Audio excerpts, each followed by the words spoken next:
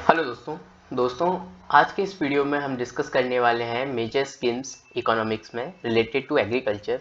Okay, तो basically अगर हम देखें तो एग्रीकल्चर से रिलेटेड कुछ स्कीम्स हैं जैसे पीएम किसान, ओके, पीएम फसल बीमा योजना, पीएम कृषि सिंचाई योजना एंड पीएम किसान मान धन योजना। ओके, और एक ई नाम है। ओके, सो एक एक करके इसको डिस्कस करते हैं। सबसे पहले अगर हम देखें पीएम किसान सम्मान निधि, जो कि पीएम किसान है, ओके, जो योजना है, तो बेसिकली इसमें जो इनकम सपोर्ट प्रोवाइड करेंगे किसको, जो लैंड होल्डिंग किए हुए हैं फैमिली फार्मर्स। ओके, सभी फैमिली फार्मर्स को जो लैंड होल्ड किए हुए हैं उनको इनकम सपोर्ट दिया जाएगा और फाइनेंशियल नीड्स भी दिया जाएगी, ओके, फार्मर्स को। और डायरेक्ट इनकम सपोर्ट दिया जाएगा 6,000 रुपीज़ का पर एनम।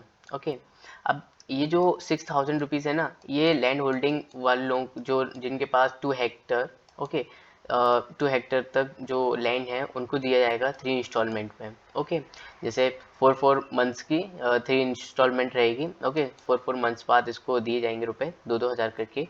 फार्मर क्लासिफिकेशन, अब देखो हमने देखा था कि जो क्लासिफिकेशन अगर हम देखें तो सबसे पहले मार्जिनल फार्मर जिनके पास होता है 1 Hector land, okay, small farmers जिनके पास होता है 1.1 से लेके 2 हेक्टर तक, ओके, और मीडियम फार्मर जिनके पास होता है 2 से 5 हेक्टर, और लार्ज फार्मर उनके पास होता है 5 हेक्टर प्लस लैंड होता है। ओके, अब नाउ अगर हम देखें दूसरा पीएम फसल बीमा योजना को, तो अब देखो ये जो फसल बीमा योजना है ना, उसने रिप्लेस किया है नेशनल एग्रीकल्चर इंश्योरेंस स्कीम और modified national agriculture insurance scheme, ये दोनों को रिप्लेस किए। ओके, क्योंकि दो स्कीम रखने से क्या फ़ायदा, राइट। तो ये सारी चीज़ें अब ये सारी चीज़ें इन्होंने सोचा, तो फिर उसके बाद फसल बीमा योजना लेके आए।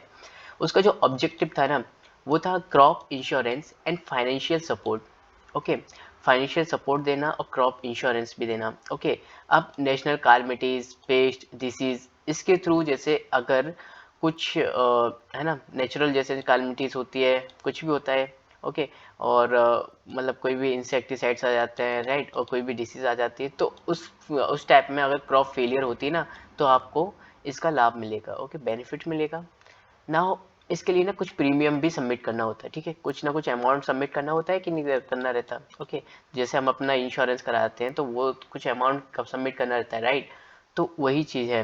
अब देखो यहाँ पे बोला गया है खरीफ क्रॉप के लिए ना फार्मर को 2% पे करना होगा, ओके, इंश्योरेंस कराने के लिए। रबी क्रॉप पे 1.5% पे करना होगा फार्मर्स को। कॉमर्शियल और हॉर्टिकल्चर जो क्रॉप्स हैं उसको ना 5% आपको पे करना पड़ेगा इंश्योरेंस के लिए। ओके, और क्रॉप इंश्योरेंस जो मैकेनिज्म है, मतलब अब हमारे इसमें जो प्रीमियम के लिए ना जो मैकेनिज्म अपनाया गया है वो crop insurance area approach basis पे अपनाया गया है, ठीक है। एरिया देखा जाएगा, ओके, डिफाइन एरिया करना होगा।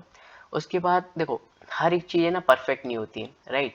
तो यहाँ पे भी कुछ चीज़ें ऐसी हैं जो यहाँ पे एक तरीके से आप बोल सकते हो डिफिशिएट हो सकता है या हो ना, तो ये हमें देखने को मिलती है। ठीक है, सबसे पहले अगर हम देखें lack of data, okay, data यहाँ पे प्रॉपर नहीं होता। ओके, गैप हमें देखने को मिलता है क्रॉप असिस्टेंस में। ओके, दैट मीन्स कि एक तरीके से आप बोल सकते हो कि क्रॉप को मतलब असिस्ट नहीं कर सकते, है ना, कि मतलब कुछ लोग सही से नाप नहीं पाते या फिर उनकी जो पेमेंट्स होता है उसको अटका देते हैं। Okay, low rate of claim settlement, that means कि कुछ लोग ही क्लेम कर पाते हैं। ओके, और बेसिकली क्या होता है ना, यहाँ पे एक लॉन्ग भी प्रोसेस होती है, उसके साथ साथ ना स्लो भी प्रोसेस होती है, और delay in claim product payment. Okay, तो वही है कि काफ़ी ज़्यादा स्लो होती है, डिले होता रहता है।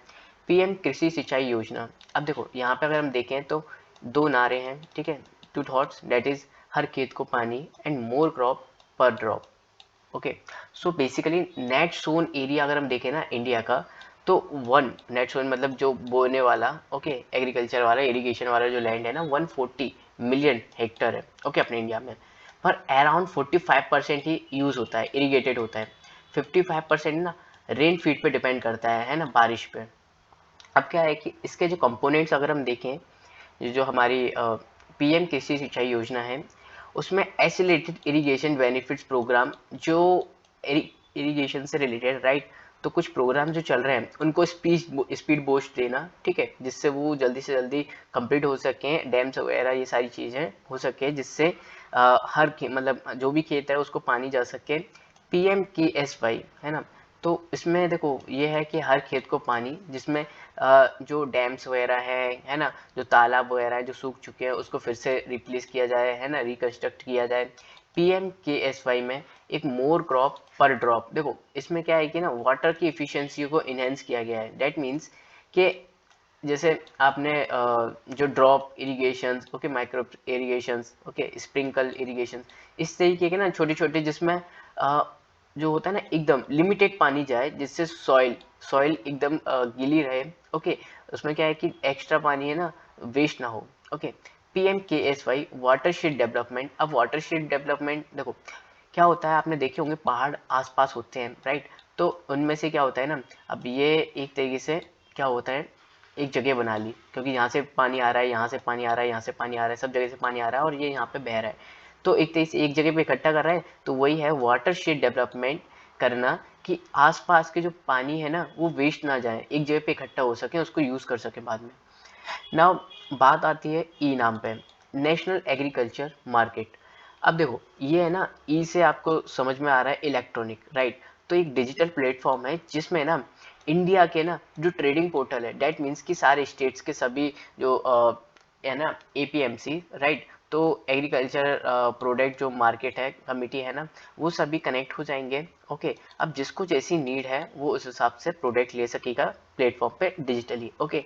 ये फंडेड करती है सेंट्रल गवर्नमेंट, इम्प्लीमेंट कौन करता है, SFAC, कौन, small farmers agri business consortium, ठीक है।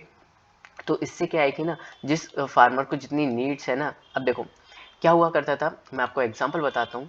पहले क्या हुआ करता था ना, फार्मर 2 रुपये किलो आलू बेचता था, ओके, वो किसी और को बेचता था, है ना, 4 मतलब है ना, उसने किसी 4 रुपये में किसी और को बेचे, फिर 6 रुपये प्राइस हो गया। अब उसी बंदे ने ना क्या किया, इंडस्ट्री को बेचा, तो वो 8 रुपये के हो गए, ठीक है। तो अब इंडस्ट्री वालों ने क्या किया ना, हम डायरेक्ट फार्मर से कनेक्ट करेंगे, ओके, प्लेटफॉर्म के through, okay. So basically farmer और इंडस्ट्री वालों ने क्या किया कि 5 रुपये में डील फाइनल की, यहाँ पे इनका भी बेनिफिट हो रहा है, 3 रुपये कम मिल रहे हैं, इनका भी बेनिफिट हो रहा है कि 3 रुपये ज़्यादा मिल रहे हैं, ओके।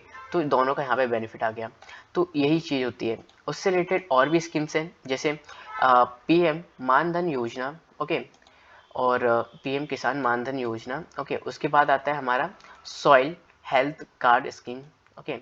एंड फिर आता है अपना PM अन्नदाता आय संरक्षक अभियान, okay, PM Asha, and national food security mission, परंपरागत कृषि विकास योजना, पंडित दीनदयाल उपाध्याय उन्नत कृषि शिक्षा योजना, okay, PDDU, and mission of integrated development of horticulture. Horticulture क्या है, फ्रूट्स वगैरह, राइट, और वेजिटेबल्स वगैरह ये सभी आते हैं ना, वो हॉर्टिकल्चर में आते हैं।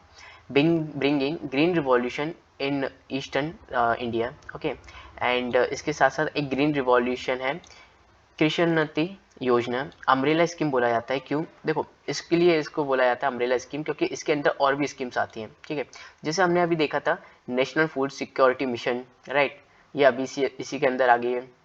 उसके बाद national mission of sustainable agriculture, sub mission on agriculture extension, sub mission on speedy seeds and planting material, okay. उसके बाद आता है sub mission on agriculture mechanisation, okay, sub mission on plant protection and plant quarantine, integrated schemes on agriculture census economics and statistics, okay, integrated scheme on agriculture corporation, integrated scheme on agriculture marketing, national e governance plan, okay. तो basically ये सभी है ना schemes आती हैं इसके अंदर, okay, umbrella के अंदर। तो ग्रीन रिवॉल्यूशन हम इसको अम्ब्रेला स्कीम भी बोलते हैं, ओके। अब नाउ देखते हैं classification of government schemes, okay. तो क्लासिफिकेशन क्या है, किस तरीके से जो स्कीम्स वगैरह स्पॉन्सर्ड की जाती है, राइट, क्या है सेंट्रल सेक्टर स्कीम, सभी को देखते हैं। 2016 में ना नीति आयोग ने ना रिकमेंडेड किया, ओके, बताया कि सेंट्रल स्पॉन्सर स्कीम जो कि जॉइंटली फंडेड होगी स्टेट एंड सेंटर, जिसमें दोनों ही लॉन्च करेंगे, ओके। और मतलब सेंट्रल लॉन्च करेगा, इसमें स्टेट भी इसका साथ देगा, किस बेसिस पे, 60% सेंटर लगाएगा और 40% स्टेट जो फंडिंग करेंगे, ओके। हिली स्टेशन होते हैं जैसे नॉर्थ ईस्ट, राइट, और अपना Uttarakhand, right, Arunachal Pradesh, okay.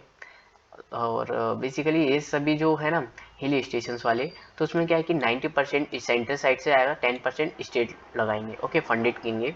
Now central sector scheme, इसमें क्या है कि एक्सक्लूसिवली फंडेड होगा बाई सेंटर। सेंटर ही इसमें पूरा पेमेंट मतलब फंडेड करेगा, ओके। इसमें स्टेट का कोई रोल नहीं रहेगा, सेंट्रल सेक्टर स्कीम है। और state sector, state government scheme, जिसमें ना पूरा जो फंड होगा ना वो स्टेट द्वारा किया जाएगा, ओके। इसमें सेंटर का कोई रोल नहीं होगा।